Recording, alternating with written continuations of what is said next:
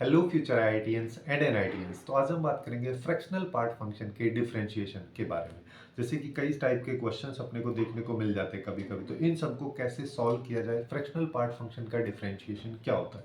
अब इसके लिए आपको फ्रैक्शनल पार्ट फंक्शन का कुछ बेसिक इन्फॉर्मेशन आना चाहिए कि ये होता क्या है, इसका ग्राफ किस तरीके से ड्रॉ किया जाता है, क्या इसका ग्राफ होता है। अगर आपको इसके बारे में बेसिक इन्फॉर्मेशन नहीं है तो आप लोग इस वीडियो के थ्रू चेकआउट कर सकते हैं, जिसका लिंक आपको नीचे डिस्क्रिप्शन में मिल जाएगा। ओके, तो एकदम बेसिक से स्टार्ट करते हैं। जैसे कि हमको पता है कि फ्रैक्शनल पार्ट फंक्शन का ग्राफ जो है कुछ इस तरीके से होता है। अब एक चीज समझो, हमको इसका निकालना है डिफरेंशिएशन। अब डिफरेंशिएशन किसी भी फंक्शन का निकालने के लिए उस फंक्शन को डिफरेंशिएबल होना पड़ेगा।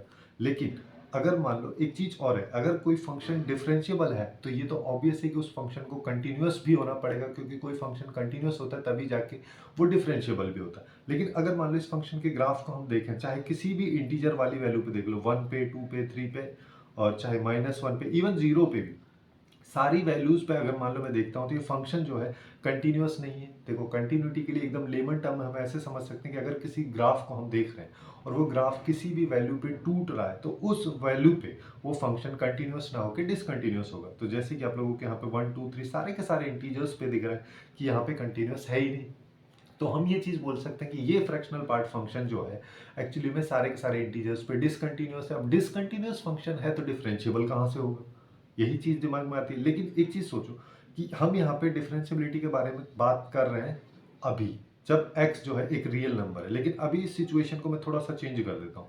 मैं यहाँ पे बोलता हूँ x एक रियल नंबर है जिसमें से सारे के सारे इंटीजर्स को हमने हटा दिया, तो तब इसका ग्राफ कुछ इस तरीके से ये लाइंस बनेंगे। तो इंटीजर्स पे अपने को चेक करना ही नहीं है। क्यों नहीं करना है? क्योंकि वहां पे तो इनपुट है ही नहीं। और इसको हम दूसरे तरीके से भी समझ सकते हैं, जैसे f x is equal to fractional part function है, या फिर इसको वाई मान लो, तो वाई फंक्शन को मैं कुछ अलग अलग तरीके से भी डिफाइन कर सकता हूँ। जैसे कि जब मैं यहाँ पे बात कर रहा हूँ कि x जो है वो 0 से 1 के बीच में है, तो y की वैल्यू या फंक्शन के x के फ्रैक्शनल पार्ट फंक्शन की वैल्यू या fx की वैल्यू जो है वो एक्चुअली में केवल इतनी सी आती है। अब इस लाइन को अपने को अगर देखें तो ये लाइन एक्चुअली में y is equal to x वाली लाइन है, तो y की वैल्यू या फ्रैक्शनल पार्ट फंक्शन की वैल्यू x अपने पास में आ जाएगी। वहीं पे अब देखो, जब x की वैल्यू 1 से 2 के बीच में होगी तो अपने पास केवल ये वाली लाइन आएगी, जिस लाइन की इक्वेशन हम लिख सकते हैं x माइनस 1। ठीक है, x इक्वल टू 1 पे y की वैल्यू 0 हो रही है, डायरेक्टली इक्वेशन लिख सकते हैं। ऐसे ही जब x की वैल्यू 2 से 3 के बीच में टेंड करेगी तो यहाँ पे जो लाइन है ये वाली लाइन आएगी, जिसकी इक्वेशन x माइनस 2 हो जाएगी। यहाँ पे इस लाइन की इक्वेशन x माइनस 3 हो जाएगी, है ना। ये x माइनस 3 होगी, कब हो रही है? जब x की वैल्यू 3 से 4 के बीच में है। सिमिलरली अगर इधर वाली लाइंस को लिखना है तो ये y is equal to x plus 1 हो जाएगी, क्योंकि x इक्वल टू माइनस 1 पे y की वैल्यू 0 हो रही है। और इस लाइन की इक्वेशन लिखोगे तो ये x प्लस 2 हो जाएगी। अगले वाली line y is equal to x plus 3 हो जाएगी। तो सारी की सारी लाइन्स होगी। अब इसका फायदा क्या है? इसका फायदा ये है कि फॉर एग्जाम्पल अपने पास में ये क्वेश्चन या फिर ये क्वेश्चन है, इसको ले लेते हैं पहले, है ना। अब इस क्वेश्चन में अपने को देखो, सबसे पहले इस चीज पे फोकस करना है। क्यों? क्योंकि हम यहाँ पे जब भी फ्रैक्शनल पार्ट फंक्शन में बात करें तो x की रेंज के बेसिस पे बात करें कि फंक्शन क्या होगा, है ना, या x की वैल्यूज कहाँ से कहाँ टेंड करें, तब फंक्शन जो है अलग अलग अपने पास निकल के आ रहा है। तो उसके लिए सबसे पहले अपने को ये भी देखना पड़ेगा। इसको अगर देखोगे तो ये 3π/4 है।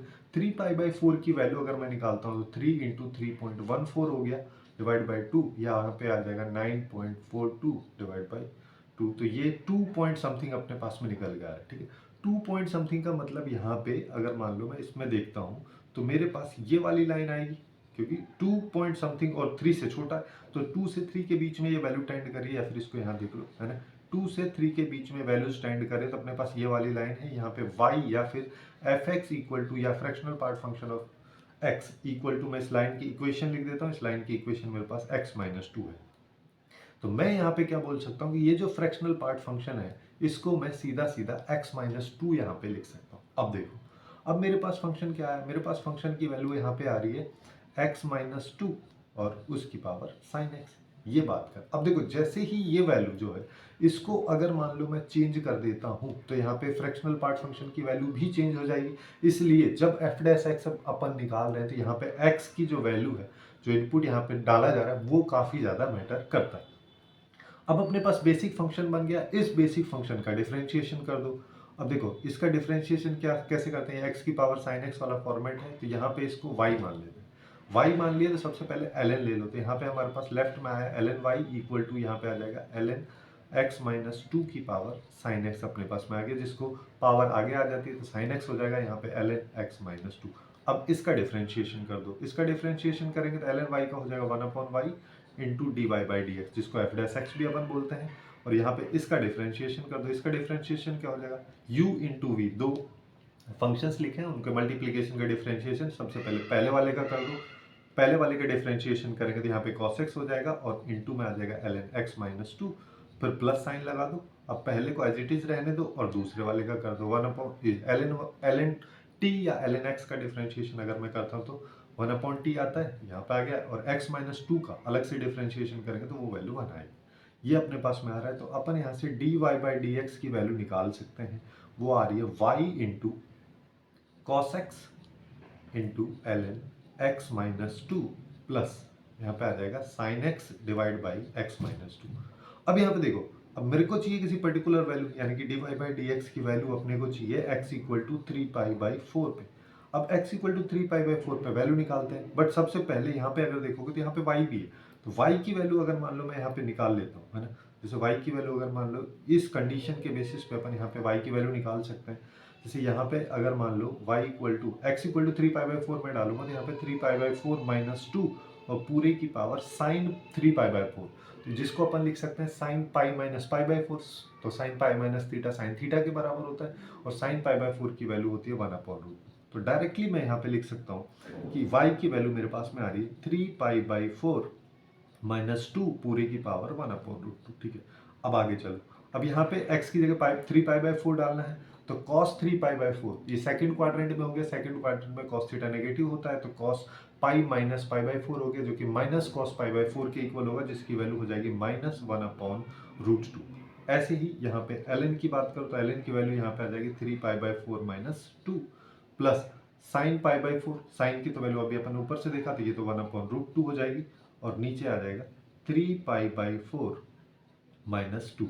ये अपने पास इसका आंसर आएगा। काफी कॉम्प्लिकेटेड सा आंसर है, लेकिन अपन यहाँ पे मेन इसके आंसर पे फोकस नहीं कर रहे हैं, ठीक है। मेन फोकस अपना यहाँ पे है कि इस तरीके के क्वेश्चंस को कैसे डील किया जाता है। ओके, अब जैसे एक क्वेश्चन और है यहाँ पे, अब यहाँ पे क्या कर रखा है, यहाँ पे ग्रेटेस्ट इंटीजर फंक्शन और फ्रैक्शनल पार्ट फंक्शन दोनों का कॉम्बिनेशन अपने को इसमें दे रखा है, फिर एफ डैश एक्स की वैल्यू पूछा है। अब देखो, fractional part greatest integer function का ग्राफ जो है कुछ इस तरीके का होता है, और इसका डिफरेंशिएशन कैसे करते हैं इसके रिगार्डिंग भी एक वीडियो आपको इसी चैनल पे मिल जाएगी, आप लोग जाके इसको चेकआउट कर सकते हैं। वैसे इसका लिंक भी मैं डिस्क्रिप्शन में प्रोवाइड करा दूंगा। फॉर एग्जाम्पल अपने पास में ये क्वेश्चन है ना, अब इस क्वेश्चन में अपने को सबसे पहले मेन वो जो फोकस रखना है वो रखना है 31/7 पे। 31/7 की अगर मैं बात करता हूँ तो ये आएगा 4 पॉइंट समथिंग, है ना। अब 4 पॉइंट समथिंग अपने को x की वैल्यू है, जिसका मतलब x जो है वो रेंज कर रहा है 4 to 5 में।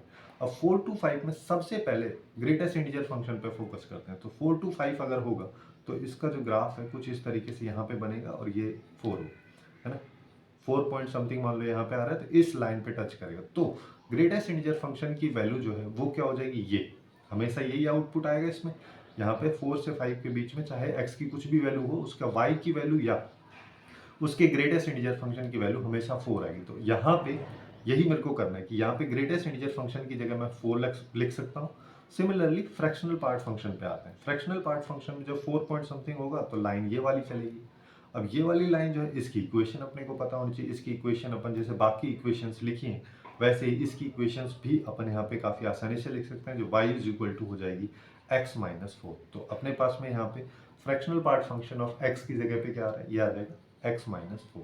तो अब मैं बात करता हूँ फंक्शन की, तो अल्टीमेटली मेरे पास फंक्शन क्या आ रहा है, फंक्शन है 4 की पावर x माइनस 4। ठीक है, ये अपने पास में काफ़ी इजी सा फंक्शन निकल के आ रहा है, जिसको कि अगर अपन देखते हैं तो ये a की पावर x वाला फॉर्मेट है। अब इसका डिफरेंशिएशन कर दो तो एफ डैश एक्स अगर मान लो मैं करता हूँ, अच्छा यहाँ पे भी वही चीज, जैसे जैसे ये x की वैल्यू बदलती जाएगी पूरा पूरा फंक्शन भी चेंज होता चला जाएगा। जैसे एफ डैश एक्स की अगर मैं बात करता हूँ, यहाँ पे क्या है, a की पावर x का क्या होता है डिफरेंशिएशन, a की power x into ln a। तो a की पावर x का a की पावर x लिख दो, फिर उसके बाद ln a कर दो, ln a मतलब ln 4, और पावर का डिफरेंशिएशन करते हैं तो वो 1 आ जाएगा। तो यहाँ पे अपने पास में f डैश की वैल्यू x इक्वल टू 31/7 पे अगर मैं निकालता हूँ तो 4 की पावर 31/7 माइनस 4 इंटू ln 4। अब 31 बाई इसको करेंगे तो सॉल्व ये आ जाएगा 31 माइनस 4 अगर करेंगे 31 माइनस 28 बाई ये 3/7 आएगा 4 की पावर 3/7 इंटू ln 4। ये अपना आंसर जो है एफ डैश एक्स का 31/7 पे निकल के आ रहा है, जो इसका करेक्ट आंसर होगा। तो कुछ इस तरीके से फ्रैक्शनल पार्ट फंक्शन, या जहाँ पे फ्रैक्शनल पार्ट फंक्शन और ग्रेटेस्ट इंटीजर फंक्शन कोई क्वेश्चंस कंबाइंड हो और उनका डिफरेंशिएशन पूछा हो, तो उसको अपन इजीली सॉल्व कर सकते हैं। सो आज के लिए बस इतना ही। Hopefully you guys find it useful, and if you find it useful then please do like, share and subscribe.